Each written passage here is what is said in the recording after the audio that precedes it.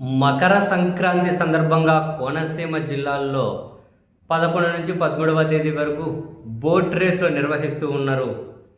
కోనసీమ జిల్లాలో ఆత్రేయపురం కెనాల్ వద్ద sir Arthur cotton Godavari trophy పేరుతో ఈ బోట్ రేసులు స్విమ్మింగ్ పోటీలు గ్రాండ్గా జరగనున్నాయి. ఆంధ్రప్రదేశ్, కేరళ, తమిళనాడు నుంచి దాదాపు 28 టీంలు ఏమో పాల్గొంటూ ఉన్నాయి. కేరళ స్టైల్ బోట్ రేసులు ఇందులో ప్రత్యేక ఆకర్షణ అట.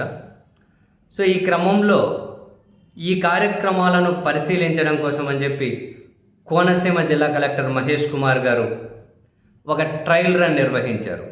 ఆ పడవ పోటీలకు సంబంధించి ఒక ట్రయల్ రన్ ఏర్పాట్ల పర్యవేక్షణలో భాగంగా ట్రయల్ రన్ నిర్వహించి ఆ ట్రయల్ రన్లో కలెక్టర్ గారు స్వయాన కయాకింగ్ నడిపారట. దాన్ని కయాకింగ్ అంటారా? కయాకింగ్ నడిపారట. అయితే కొంచెం దూరం వెళ్ళిన తర్వాత అది అదుపు తప్పి ఒకసారిగా బోల్తా పడింది. కలెక్టర్ గారితో పాటు వెనక ఉన్న వ్యక్తి కూడా నీళ్ళల్లో పడిపోయారు. ఆత్రేయపురం మండలం పులిదిండి వద్ద ఈ ప్రమాదం జరిగిందట. బేసిక్గా నీళ్ళలో పడిపోయారు. లైఫ్ జాకెట్ ఉందట ఇద్దరికి.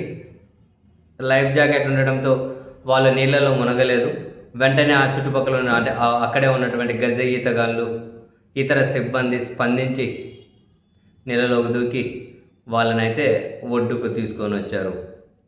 సో ఒక్కసారిగా అందరూ ఊపిరి పీల్చుకున్నారు. కింద పడిపోయారు కలెక్టర్ గారు. స్వయాన తనే పర్యవేక్షించుకుంటూ తనే నడుపుకుంటూ వెళ్ళారు.